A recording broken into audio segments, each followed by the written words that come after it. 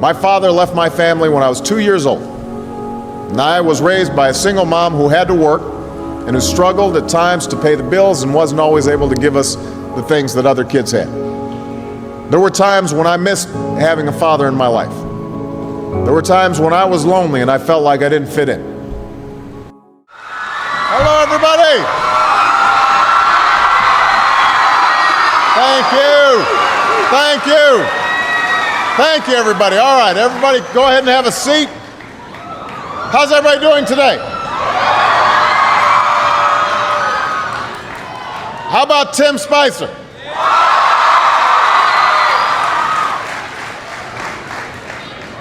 I am here with students at Wakefield High School in Arlington, Virginia, and we've got students tuning in from all across America, from kindergarten through 12th grade. And I am just so glad that all could join us today, and I want to thank Wakefield for being such an outstanding host. Give yourselves a big round of applause.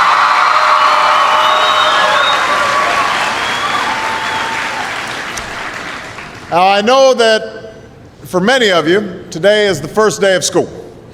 And for those of you in kindergarten or starting middle or high school, it's your first day in a new school, so it's understandable if you're a little nervous.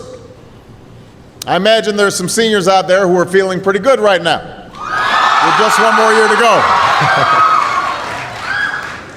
And no matter what grade you're in, some of you are probably wishing it were still summer, and you could have stayed in bed just a little bit longer this morning. I know that feeling. When I was young, my family lived overseas. I lived in Indonesia for a few years. And my mother, she didn't have the money to send me where all the American kids went to school. But she thought it was important for me to keep up with an American education. So she decided to teach me extra lessons herself, Monday through Friday, but because she had to go to work, the only time she could do it was at 4:30 in the morning. Now, as you might imagine, I wasn't too happy about getting up that early. And a lot of times I'd fall asleep right there at the kitchen table. But whenever I'd complain, my mother would just give me one of those looks and she'd say, "This is no picnic for me either, Buster." So I know that some of you are still adjusting to being back at school, but I'm here today because I have something important to discuss with you. I'm here because I want to talk with you about your education and what's expected of all of you in this new school year. Now, I've given a lot of speeches about education, and I've talked about responsibility a lot. I've talked about teachers' responsibility for inspiring students and pushing you to learn. I've talked about your parents' responsibility for making sure you stay on track and you get your homework done and don't spend every waking hour in front of the TV or with the Xbox. I've talked a lot about your government's responsibility for setting high standards and supporting teachers and principals and turning around schools that aren't working, where students aren't getting the opportunities that they deserve. But at the end of the day, we can have the most dedicated teachers, the most supportive parents, the best schools in the world, and none of it will make a difference. None of it will matter unless all of you fulfill your responsibilities.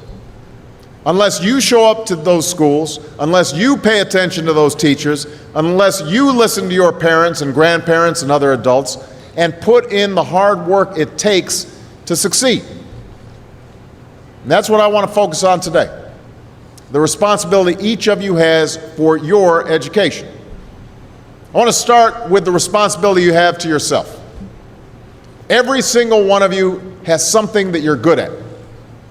Every single one of you has something to offer.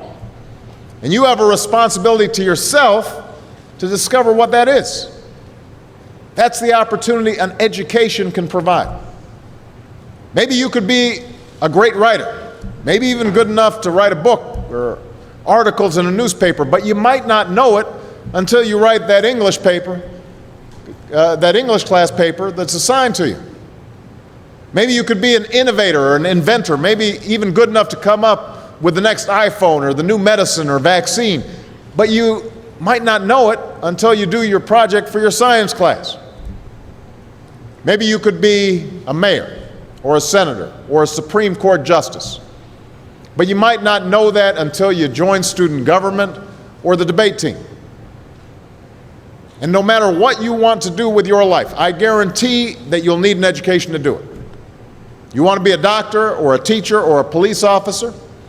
You want to be a nurse or an architect, a lawyer or a member of our military? You're going to need a good education for every single one of those careers.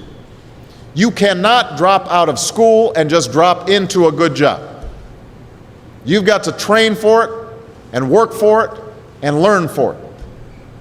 And this isn't just important for your own life and your own future.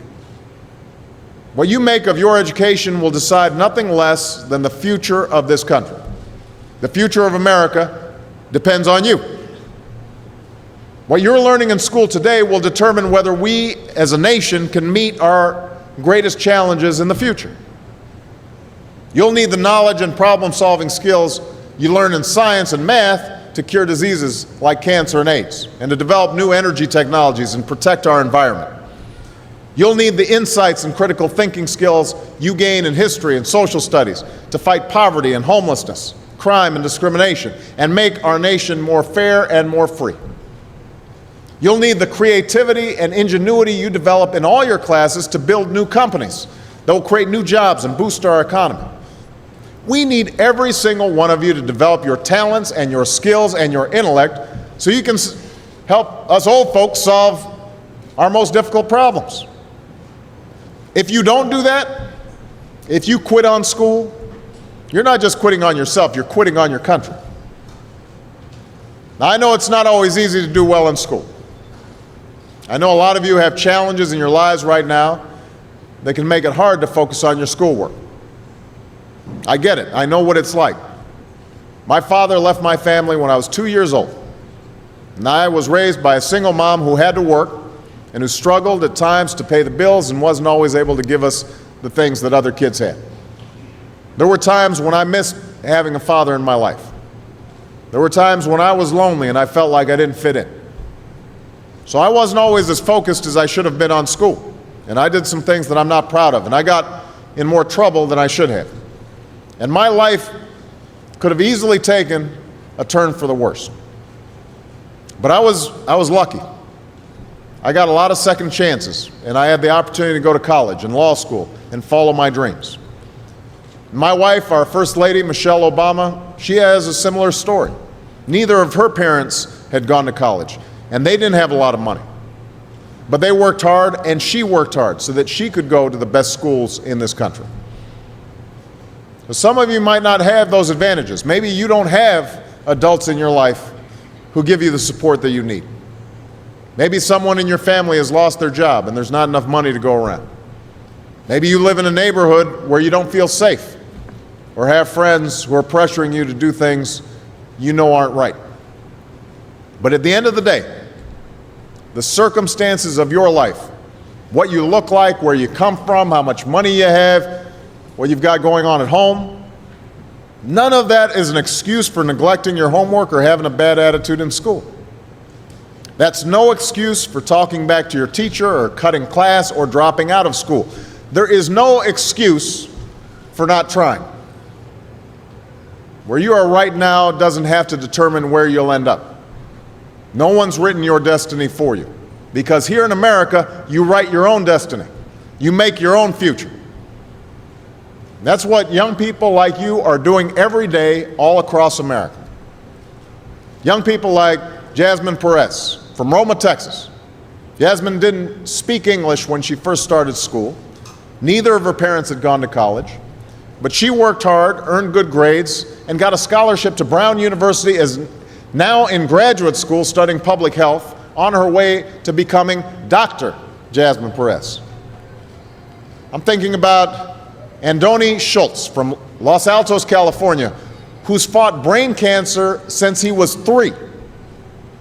He's had to endure all sorts of treatments and surgeries, one of which affected his memory, so it took him much longer, hundreds of extra hours, to do his schoolwork. But he never fell behind. He's headed to college this fall. And then there's Chantel Steve from my hometown of Chicago, Illinois. Even when bouncing from foster home to foster home in the toughest neighborhoods in the city, she managed to get a job at a local health care center, start a program to keep young people out of gangs, and she's on track to graduate high school with honors and go on to college. And Jasmine, Andoni, and Chantel aren't any different from any of you. They face challenges in their lives just like you do. In some cases, they've got it a lot worse off than many of you. But they refuse to give up. They chose to take responsibility for their lives, for their education, and set goals for themselves. And I expect all of you to do the same. And that's why today I'm calling on each of you to set your own goals for your education and do everything you can to meet them. Your goal can be something as simple as doing all your homework, paying attention in class, or spending some time each day reading a book. Maybe you'll decide to get involved in an extracurricular activity or volunteer in your community. Maybe you'll decide to stand up for kids who are being teased or bullied because of who they are or how they look. Because you believe, like I do, that all young people deserve a safe environment to study and learn. Maybe you'll decide to take better care of yourself so you can be more ready to learn. And along those lines, by the way, I hope all of you are washing your hands a lot and that you stay home from school when you don't feel well so we can keep people from getting the flu this fall and winter. But whatever you resolve to do, I want you to commit to it. I want you to really work at it. I know that sometimes you get that sense from TV that you can be rich and successful without any hard work, that your ticket to success is through rapping or basketball or being a reality TV star. Chances are you're not going to be any of those things. The truth is, being successful is hard. You won't love every subject that you study. You won't click with every teacher that you have. Not every homework assignment will seem completely relevant to your life right at this minute. And you won't necessarily succeed at everything the first time you try. That's okay. Some of the most successful people in the world are the ones who've had the most failures. J.K. Rowling, who wrote Harry Potter, her first Harry Potter book was rejected 12 times before it was finally published. Michael Jordan was cut from his high school basketball team. He lost hundreds of games and missed thousands of shots during his career. But he once said, "I have failed over and over and over again in my life, and that's why I succeed." These people succeeded because they understood that you can't let your failures define you. You have to let your failures teach you. You have to let them show you what to do differently the next time. So if you get into trouble, that doesn't mean you're a troublemaker. It means you need to try harder to act right. If you get a bad grade, that doesn't mean you're stupid. It just means you need to spend more time studying. No one's born being good at all things. You become good at things through hard work. You're not a varsity athlete the first time you play a new sport. You don't hit every note the first time you sing a song. You've got to practice. The same principle applies to your schoolwork. You might have to do a math problem a few times before you get it right. You might have to read something a few times before you understand it. You definitely have to do a few drafts of a paper before it's good enough to hand in. Don't be afraid to ask questions. Don't be afraid to ask for help when you need it. I do that every day. Asking for help isn't a sign of weakness, it's a sign of strength, because it shows you have the courage to admit when you don't know something, and that then allows you to learn something new. So find an adult that you trust, a parent, a grandparent, or a teacher, a coach, or a counselor, and ask them to help you stay on track to meet your goals.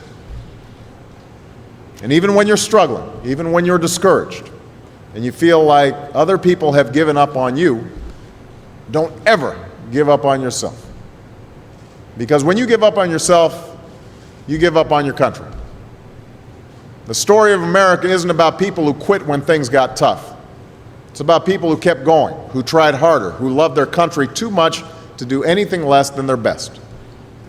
It's the story of students who sat where you sit 250 years ago and went on to wage a revolution, and they founded this nation. Young people. Students who sat where you sit 75 years ago, who overcame a depression and won a world war, who fought for civil rights and put a man on the moon. Students who sat where you sit 20 years ago, who founded Google and Twitter and Facebook and changed the way we communicate with each other.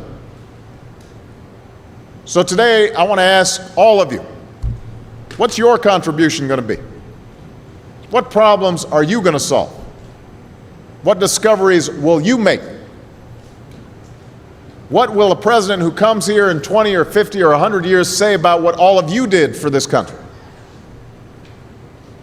You know, your families, your teachers, and I are doing everything we can to make sure you have the education you need to answer these questions. I'm working hard to fix up your classrooms and get you the books and the equipment and the computers you need to learn. But you've got to do your part too. So I expect all of you to get serious this year. I expect you to put your best effort into everything you do. I expect great things from each of you.